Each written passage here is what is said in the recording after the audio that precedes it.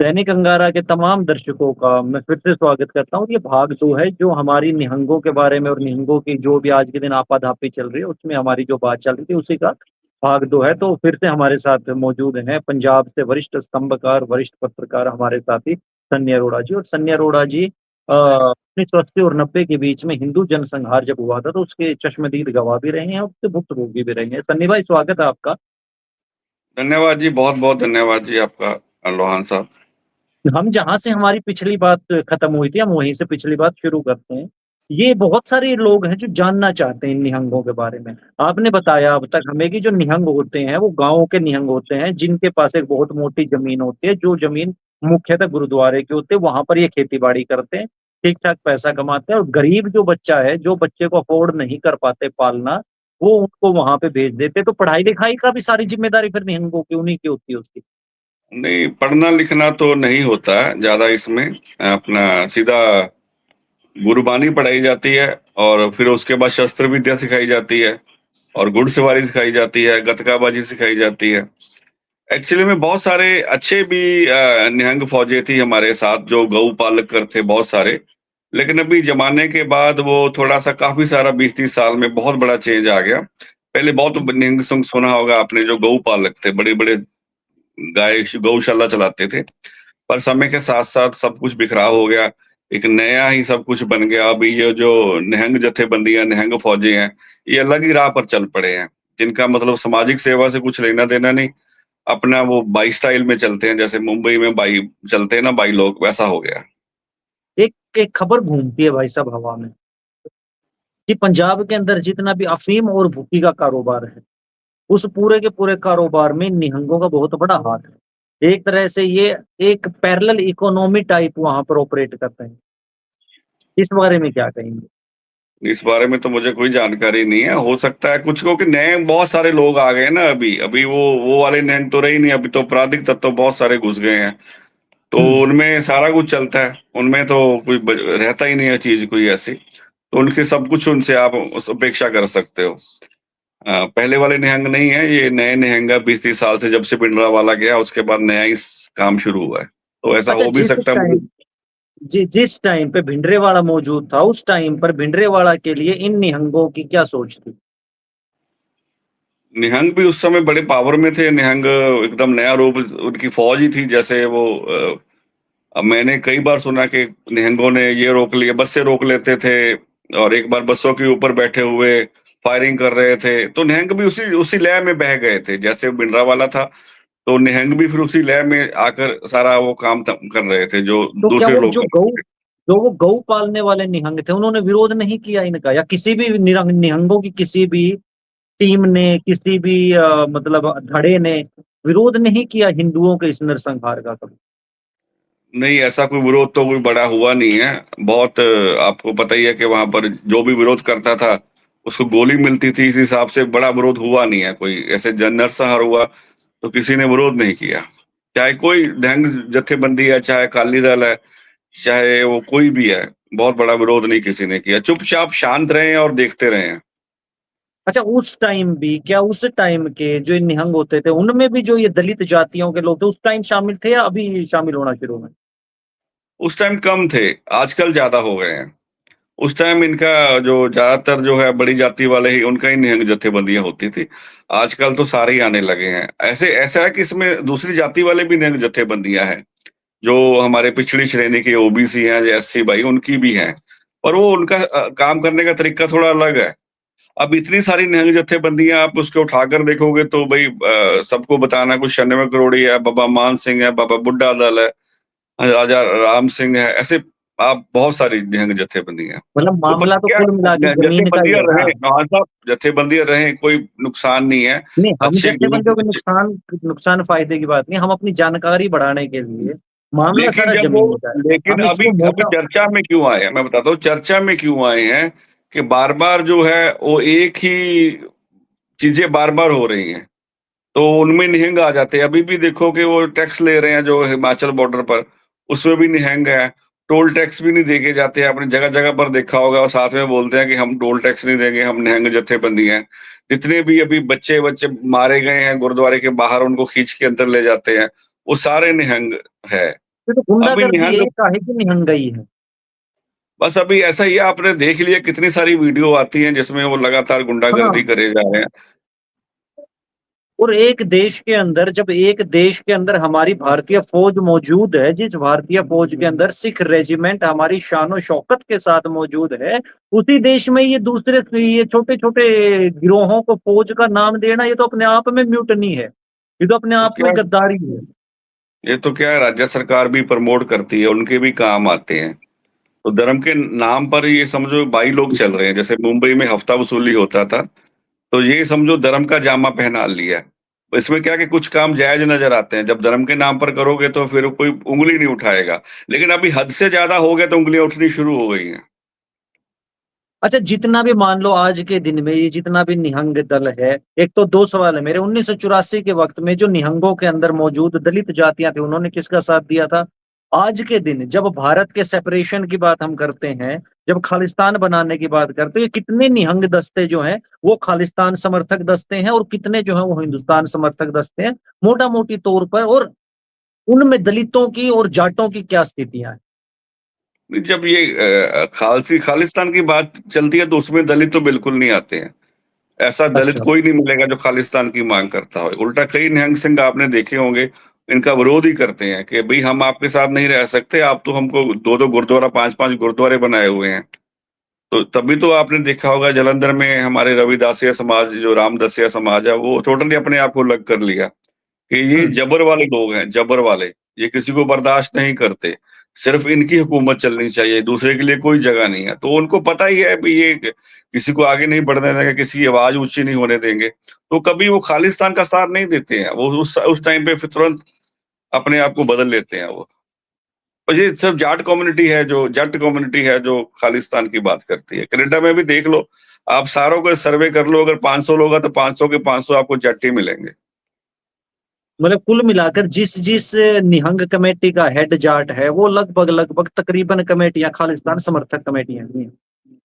वहाँ पर है, यहाँ पर तो क्या कि ज़्यादा खालिस्तान की आवाज़ उठती नहीं है, ना ही उठाने दी जाती है। इसके कारण वो हाँ अंदर जी। दिल में चाहे होएगा, खालिस्तान की बात करते हैं, पर ओपनली अभी इतना वो इंदिरा गांधी का टाइम तो है नहीं ना, अभी तो मोदी का टाइम है। तो इंदिरा गांधी के लेकिन टाइम भाई में तो बहुत साहब, कुछ कर लिया, फ़र्क तो जब है ना। ये बेअंत सिंह के हत्यारे के बेटे को एमपी बना सकते हैं, जब ये अमृतपाल जैसे गद्दार को एमपी बना सकते हैं, तो इसका मतलब खुल्लम-खुल्ला है वहाँ पर। तो इसमें क्या है, 2 एमपी का क्षेत्र यानी कि आपका कम से कम हाँ, 25 लाख वोट यानी कि 1 करोड़ जनसंख्या। और बस ऐसा वो माचा वाला एरिया और फरीदकोट वाला एरिया है, इनका प्रभाव काफ़ी है। क्योंकि ये जो फरीदकोट में जीता है, ये भिंडरांवाले के एरिया जहाँ उसका जन्म हुआ था, और जो वहाँ पर सारा कुछ हुआ, वो खडूर साहब है, वो सारा क्षेत्र भी थोड़ा गर्म मिजाज के लोगों का है। लेकिन बात अच्छा मैं बनी हम ये कर रहे हैं कि जो आउटसाइड ऑफ पंजाब जाकर जो तलवारबाज़ी होती है, वो गलत है। उसके लिए थोड़ा नियंत्रण करना चाहिए अपने आप को। देखना चाहिए कि और भी लोग घूम रहे हैं, कहीं लड़ाई-झगड़ा होता है, उल्टा उल्टा नम्रता के साथ जाओ। निम्रता के साथ जाओ, सिर झुका के जाओ और बात करो कि हम भई गुरु के लोग हैं, हम प्यार से रहने वाले हैं। उनकी समस्या हल करो, अगर कोई प्रॉब्लम है तो। पर ये थोड़ा कि हर चीज़ में लड़ाई झगड़ा करना नेचर है, लड़ाई झगड़े करने की, वो पंजाब से सीख के जाते हैं और पंजाब के किसी बाहर इम्प्लाई करते हैं। किसी भी घटना के कई तत्व निकलते हैं। तो इस बीच जब ये वीडियो पंजाब में चलती है, तो पंजाब का जो आदमी है, उसकी पर्सनल साइकी क्या जाती है? पंजाब से बाहर जब चलती है तो सबके मन में ये जाता है कि ये गुंडे हैं, ये उदंड हैं और ये अनुशासन में नहीं रहते और ये लड़ाइयाँ करते घूम रहे हैं। जब वो पंजाब का आदमी उसको देखता है, तो क्या उसके मन में ये मतलब उसके मन में क्या विचार उत्पन्न होते हैं? क्योंकि वो तो फिर पूरा देखता है, तो धुनाई भी देख रहा है ना उनकी। वो सिर्फ तलवार चलाई नहीं देखता है, वो तो लास्ट तक देखता है कि आखिर तक क्या हुआ। फिर वो वहाँ पे धुनाई भी निकलती है, तो उसका मनोवैज्ञानिक रूप से सन्नी भाई पंजाब का आदमी क्या सोच रहा हो? आप बड़े नज़दीक देखो, हैं पंजाब की सोच पंजाब के। की साइको पंजाब की साइको ऐसी है कि हमारा बच्चा अगर बाहर झगड़ा करके आएगा, किसी को मार के आएगा, तो चाहे गलत ही मार के आया होए, किसी गरीब को मार के आया होए, हम लोग उसको गलत नहीं बोलते हैं। ये पंजाब का ये खास तौर पे इनका कल्चर है। जो जो ये कभी उसको गलत नहीं बोलेंगे, आप सोशल मीडिया उठाकर देख लो, सब उसको भी तारीफ़ ही करते हैं कि जो लड़ा है, जो गलत किया है, जिसने तलवारबाज़ी की है, वो सही है, और उसके ऊपर जुल्म हो रहे हैं कि हमको तलवारें नहीं चलाने दी जाती हैं, हमको गले नहीं काटने दिए जाते, हमारे ऊपर जुल्म हो रहा है, हम गुलाम हैं। कभी नहीं सोचते कि हमारा बंदा गलत है, कभी नहीं सोचते वो। 1 मिनट के लिए, 1 सेकंड के लिए भी नहीं कोई कहता कि हमारा बंदा गलत है। ऑलवेज़ दूसरा ही गलत है, ऑलवेज़, आपने एक बहुत ऑलवेज़। अच्छी बात उठाई है। हुँ, आपने एक वाक्य बोला सी गलाम। मैं उन क्या ये निहंग ही मैंने बहुत बार इन निहंगों के साथ उठा बैठा मैं। इन निहंगों के माइंड में, इनके मस्तिष्क में ये बात क्यों है और पंजाब के जर्नल साइकी में खास करके जट समुदाय के दिमाग में ये बात क्यों है कि असी गुलाम हाँ। ऐसी क्या चीज़ है जो पंजाब में इनको करने नहीं दी जा रही जिसकी वज़ह से इनको लगता है कि ये गुलाम है और इन गुलामों को फिर हथियार रखने की भी परमिशन इन्हीं को है। ये दुनिया के पहले ऐसे गुलाम हैं जो हथियार रख सकते हैं। क्या है जो इनकी इस सोच को मोटिवेट करता है? बस है कि हमको सब कुछ हम करेंगे, ज़रा भी रोकोगे ना तो हम गुलाम हैं। बच्चा हुड़दंगनी-बाज़ी करता है घर में, वो सामान तोड़ता है और कुछ भी करता है तो माँ एक आके बोले कि, "ए बेटा क्या कर रहा था?" वो रोने लगता है। तो असी हैबिट है और गुलाम कुछ नहीं है, हैबिट है। हैबिट है कि हमको सब कुछ करने दो। आप देखो कि यहाँ के किसान कितने किस्मत वाले हैं, इंडिया के किसान। इनको डीएपी बहुत सस्ता मिलता है, इनकी बिजली ऑलमोस्ट फ्री है, उल्टा गवर्नमेंट से पैसा यूरिया मिलता फ्री है। यूरिया फ्री यूरिया है यूरिया लगभग, खरीद। लगभग। अच्छा, हाँ, और और इनकी फसल है, एक-एक दाना जो है सेंट्रल गवर्नमेंट उठा लेती है। हाँ, गारंटी के साथ। इनके जो रिश्तेदार हैं पाकिस्तान में, वहाँ डीएपी जो 15,000 रुपए की है।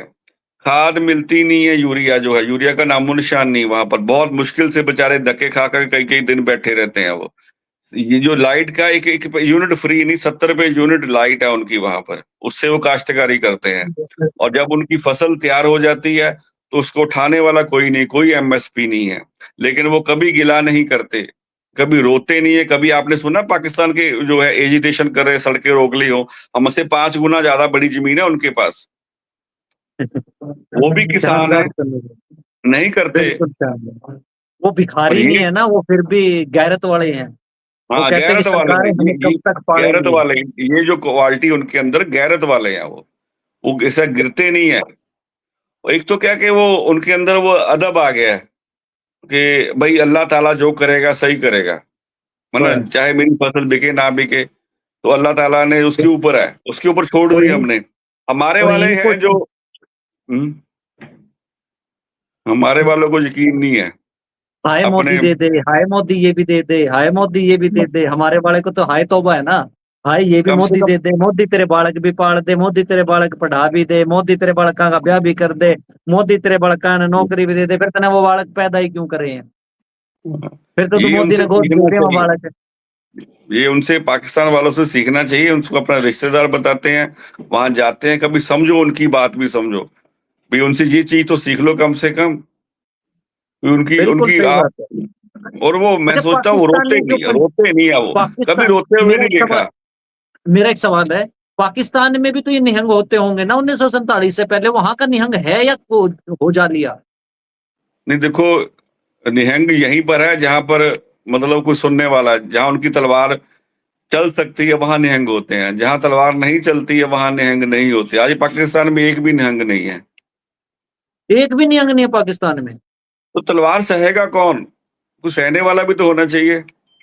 लेकिन 80% पंजाब तो पाकिस्तान के पास है, यानी कि 80% पंजाब में ये है ही नहीं। निहंग नहीं है कोई, निहंग नहीं है कोई। वो सारे और जो जितने भी निहंग थे, सारे आलिम बन गए, मौलवी बन गए, मौलाना बन गए। आजकल वो जो है दीनी तालीम देते हैं वहाँ पर मस्जिदों में, मदरसों में। भई और सारे उनमें निहंग कौन सा सारे ही बन गए। उसमें कौन सा गोत्र जो है वो विशेष है? कौन सा ऐसा गोत है, कौन सा ऐसा समूह है जो विशेष तौर पर ये बना है निहंग से नहीं वो एकदम से ये भुलाना बुलाना? नहीं वो तो जट कम्युनिटी है, मार्शल कौम है वहाँ की, बताया जाता है कि हमारी जो कम्युनिटी है जट कम्युनिटी, मार्शल कौम है पाकिस्तान की आज। वही सब लड़ते हैं, जितने भी भारत से लड़ाइयाँ हुई हैं, वही तो लड़ते हैं मार्शल कौम। आप कभी चले जाओ अटारी बॉर्डर पे, तो आपको बताया था वो जितने भी काले कपड़े वाले रेंजर हैं, वो ज़्यादातर जट होते हैं, जो चीमा लेकिन बाजवा अगर है। ये इतने ही मार्शल थे तो इन्होंने धर्म क्यों बदल लिया? इनको लड़ना चाहिए था ना वहां पे। वो धर्म धर्म कोई आपको पता है एक बड़ी चीज़ नहीं है, धर्म तो बहुत छोटी चीज़ है।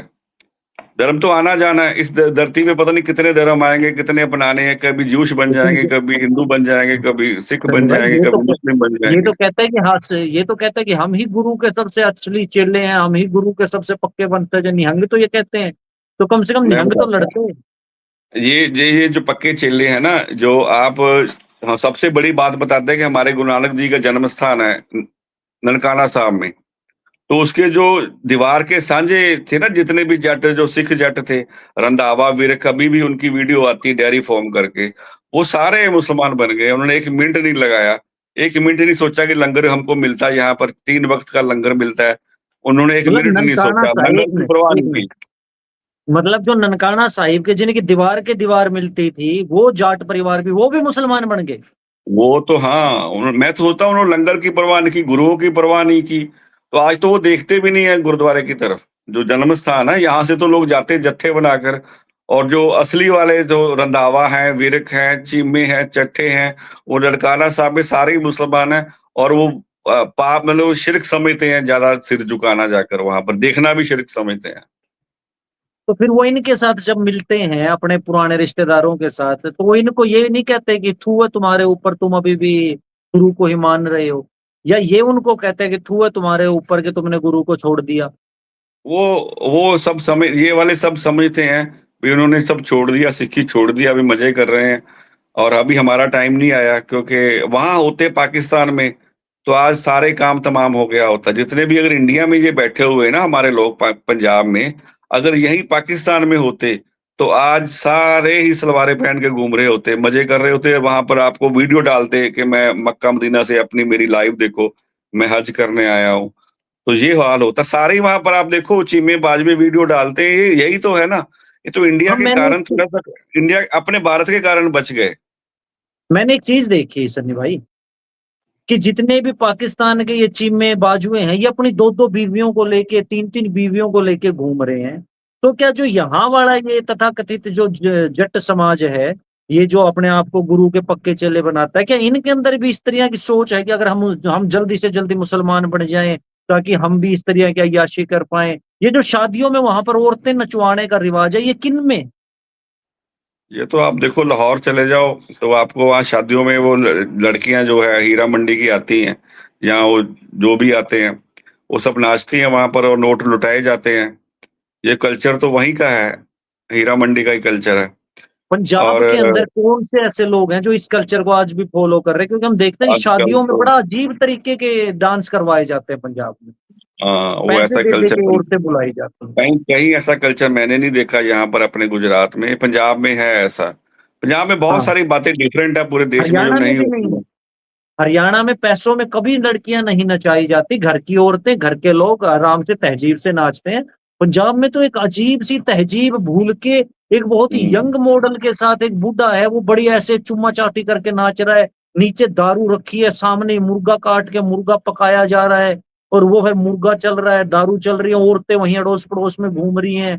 तो मेरे लिए तो, मैं जितनी बार भी पंजाब की शादियों में गया, तो मेरे लिए हो सकता है कि मैं जाट परिवारों की शादियों में गया हूँ, लेकिन क्या ये वहां पे सामान्य शादियों में भी ऐसा ही होता है कि होता महंगी है। मॉडल और बुला रखी? आजकल आजकल तो सब करने लगे वहां पर। देखो वहां पर कल्चर, बातें बड़ी बड़ी होती नैतिकता की, लेकिन ग्राउंड पर कुछ भी नहीं है। ये आपको एक और बताता हूँ। ये बताया जाता है कि हम पाखंड के विरुद्ध हैं। पंजाब में बताया जाता है कि गुरुओं ने हमको सिखाया हम पाखंड के विरुद्ध हैं। आप पंजाब का कोई चैनल देख लो, मैंने कभी वो देखा नहीं पूरे इंडिया में जो पंजाब में अपना चलता है। वो नीचे आता है बाबा, ये बाबा रजब अली है, बाबा सलमान खान है, बाबा बंगाली है, ये वशीकरण करा लो, गुआंडन फंसा लो। मतलब ये सारा दिन यही चलता चलता रहता नीचे। मतलब ये कौन सा कल्चर है यार? कौन से लगे हुए पीर बाबा अभी भी बैठे हुए हैं वहां पर, एक तरफ बताते हैं कि हम पाखंड के विरुद्ध हैं। पंजाब के बाहर किसी चैनल पे नहीं मिलेगा आपको। सिर्फ पंजाब में पंजाब का अखबार हाँ, उठाओ तो आपको नहीं बंगाली हमारा बाबा, हरियाणा के वशीकरण, किसी चैनल पे नहीं है ऐसा। पेपरों में आता है, पेपरों में भरे होते हैं बंगाली बाबा।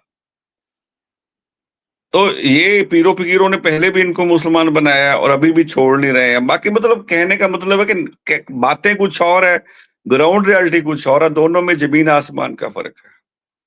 आपको लगता है कि ये जो आज के दिन नीले तलवारबाज जो हैं, जो आज के दिन आतंक का प्राय बन चुके हैं, ये सुधर सकते हैं? ये तो देखो, सुधरने का काम तो अभी मुश्किल लगता है। जैसे आपने वो देखे होंगे जो लड़ रहे थे जो लोग, अभी आपने देखे कर्णप्रयाग में, देखा वो किसने कितने 40-40 किलो के लोग थे, वो 50-50 हाँ, किलो के। हाँ, उनसे उनको ज्यादा तो देख के उनके पता लग रहा था कि वो कपड़ों का वजन दलित था, हैं। हाँ, कपड़ों का वजन था ज्यादा जितने वो हाँ, थे, तभी वो संभाली नहीं जा रही थी उनसे तलवारें। तो ऐसा हाँ। हाल हो गया है, मतलब कुछ नहीं देखते। क्या ये सारे के सारे दलित जो हैं, ये वहाँ की जाटों के अपहृत तो नहीं है कि ये इनको धक्के से ऐसे करने के लिए भेज रहे हैं? नहीं, अभी क्या काम धंधा है नहीं, रोजगार है नहीं वहां पर, पंजाब में बेरोजगारी है। आपको पता है कि उसने कहा था 4 साल पहले मैं जर्मनी गया था, फिर नॉर्वे गया, ये अपना भगवंत मान, जहां जहां गया वहां सैकड़ों हजार करोड़ लगा के आए हैं, एक फैक्ट्री नहीं लगाई है। फिर रोजगार भी हुँ, तो होना चाहिए ना। बेरोजगारी इतनी है कि बंदा जाए तो जाए किधर, है ना? जहाँ फ्री मिलता है वहां चला जाता है। हमारे बिल्कुल, यहाँ किसी के पास टाइम नहीं होता, सब अपनी, हमारे पास जो घर के पास है, आप अभी वो अपनी एयर देखी ना, मिलिट्री एयर जो फाइटर प्लेन जो आया C-295, मेरे घर से हुँ, 10 किलोमीटर दूर उसकी फैक्ट्री है। ठीक बिल्कुल। है? वो जो है अपना जेसीबी की है, जेसीबी जो लंदन अच्छा, का अपना उस एक फैक्ट्री ने कितने हज़ार लोगों को रोज़गार दे रखा होगा? कितने ही ऐसी फैक्ट्री, हजारों फैक्ट्री हैं ऐसी, एक फैक्ट्री नहीं है। जब मोदी साहब बने थे ना प्राइम मिनिस्टर, तो उस टाइम पैसे की कमी थी, क्योंकि हमारे पास इन्वेस्टमेंट नहीं थी। मनमोहन सिंह तो खाली करके गया था ना, हुँ, खोखला करके गया था। तो आपने याद है वो झूला जो लाया था, झूला क्यों जलाते? चाइना वालों को कभी झूला नहीं जलाते। जब जेब खाली हो तो बहुत कुछ करना पड़ता बाप को घर चलाने के बिल्कुल, लिए। तो उन्होंने झूला जलाया, यहाँ मेरे घर के पास चाइना की फैक्ट्री बहुत बड़ी लगी हुई है। 10 से 10-12 किलोमीटर, वो आज वो भी काम करती है, कोरिया की है। यहाँ हमारे बाज़ारों में जाओ तो आपको कोरिया के लोग, जापान के लोग, चाइना के लोग, यूरोप के लोग आपको सबवे पे, मैकडॉनल्ड पे बैठे मिल जाते हैं खाते-पीते। तो मतलब यहाँ रोज़गार है, काम किया, मेहनत से, दिल से काम किया, फुकरी नहीं मारी। हमारे पंजाबियों के पास सिर्फ़ एक ही चीज़ है, फुकरी। करना कुछ नहीं है, बातें जो है सर पे ऐसे थूकना है ऊपर के आसमान फाड़ दूँगा मैं। बस ये दुःख है हमको। करते कुछ नहीं है, ग्राउंड रियलिटी कुछ भी नहीं निकलती है। सैकड़ों करोड़ की एडवर्टाइज़मेंट लगा दी थी कि फैक्ट्री आ रही है, कुछ नहीं हुआ। एडवर्टाइज़मेंट लगाने में सारा पैसा लगाते हैं अभी, सोचो। चलिए क्या सनी करें, भाई। अपने आप को दुःख होता है अब। हमको दुःख होता है कि पंजाब को बर्बाद कैसे छील डाला इन लोगों ने, हमारे लोगों ने। जब से ये पंजाब बना है, तो एक खालसा राज चल रहा है, क्योंकि जट एक अपने वक़्त आप को सबसे बड़े खालसा बोलते हैं। एक और वक़्त जब से आएगा आया पंजाब, इनका ही कब्ज़ा है। एक वक़्त आएगा जब दोबारा से ये पंजाब की धरती धर्म क्षेत्र बन जाएगी, क्योंकि ये सदा से धर्म क्षेत्र, कुरुक्षेत्र की ही धरती रही है। ये सदा से हरियाणा यानी कि हर के याणों की धरती रही है, और हर धरा का जो है वो परीक्षा का इम्तिहान का वक़्त होता है। ये आपका इम्तिहान है, ये पंजाब की परीक्षा का वक़्त है। और पंजाब जो है वो ना सिर्फ़ गुरु पीरों के, बल्कि पुरुष जैसे महान राजा की, सुदास जैसे महान राजा की और धर्म क्षेत्र कुरुक्षेत्र की धरती है, ये जीत जाएगी। आप इसकी इतनी आपके चिंता ना करें। आपके मुँह से भी गुरु पीरों, पीरों पीरों साहब निकल गया ना, तो ऐसे मैंने रोक हमारे लिया ना, शब्द ही मैं तो शब्द ही ऐसे हाँ, बनाए गए हैं कि गुरु पीरों के, पीरों ने तो नहीं है काम पीरों की तमाम किया धरती। हाँ, तो मैंने इसी वज़ह से मेरे मुँह से निकलने था, लेकिन मैंने निकलने नहीं दिया। वो एक नहीं, पर इन्होंने ना क्या, जो नैरेटिव सेट किया है। हाँ, उसके हाँ, चक्कर हाँ, में हम फँस जाते हैं। ये कभी गुरु पीरों की नहीं, ये साक्षात गणपति महाराज की धरती रही है, ये साक्षात राम भगवान की धरती रही है, पीरों ये ने तो साक्षात काम तमाम पराशर किया। ऋषि की धरती रही है। आज जो बैठे हुए 15 करोड़ पाकिस्तानी, जो पाकिस्तान लिया है, वो पीरों ने ही लिया है। हाँ, पीरों ने लिया, वो सब पीरों ने लिया हमसे। बिल्कुल। उनका तो जज़्बा होता है कि हमको भई इस्लामिक, हर हर बंदा इस्लाम में आ जाए। तो वो पीरों ने ले लिया, हमारे लोग सीधे थे। फटाफट वो बनते गए। आज भी आप चले जाओ वहाँ पर, अग्रवाल पीर खाना, मतलब कोई और तो देखो, अग्रवाल ऐसा समाज है जो कभी भी इस चक्कर में नहीं फँसा। अग्रवाल पीर खाना है, मतलब वहाँ भी वो उन्होंने मज़ारें बनाई हुई अग्रवाल लोगों ने, अनबिलीवेबल है जो। और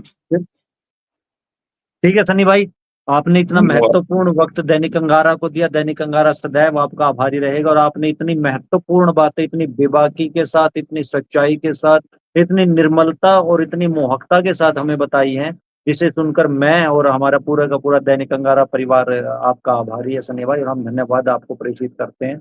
और धन्यवाद। दर्शकों, आप सब भी, हम दोबारा से सनी भाई के साथ किसी महत्वपूर्ण मुद्दे पर जुड़ेंगे। लेकिन हम सबको है ना, कम से कम इतना तो सोच रखनी चाहिए कि अगर कोई व्यवस्था बनाई जा रही है, तो किस तरह से बनाई जा रही है, उसके पीछे क्या कारण है, क्या नहीं है, और उसका समाधान क्या है। अगर आपके पास भी कोई सवाल है या कोई आपका ऐसा विषय है जिस विषय पर आप चाहते हैं मैं और सन्नी भाई या दैनिक अंगारा कोई कार्यक्रम प्रस्तुत करे तो जरूर नीचे लिखिएगा। तब तक सब्सक्राइब जरूर कर दीजिएगा। हम चाहते हैं कि आप सवाल करो, आपके मन में कोई भी सवाल है, आप सवाल ज़रूर करो। दर्शक जितने भी हैं, आपके मन में कुछ शंका है, सवाल खड़ा होता है, आपके समझ नहीं पड़ रहा अभी क्या मामला चल रहा है, और उसके लिए आप ज़रूर सवाल करो, चाहे किसी भी पॉलिटिकल होए, सोशल होए, या आपको कोई भी लगता है कि पूछना ज़रूरी है, आप ज़रूर करो। धन्यवाद जी, लोहान साहब बैठे हुए हैं। बहुत बहुत आभार सन्नी भाई। हम फिर से आप सबके सामने उपस्थित होंगे एक नए रोमांचक अंक के साथ। तब तक के लिए हम सबकी तरफ से आपको राम। राम राम जी, राम।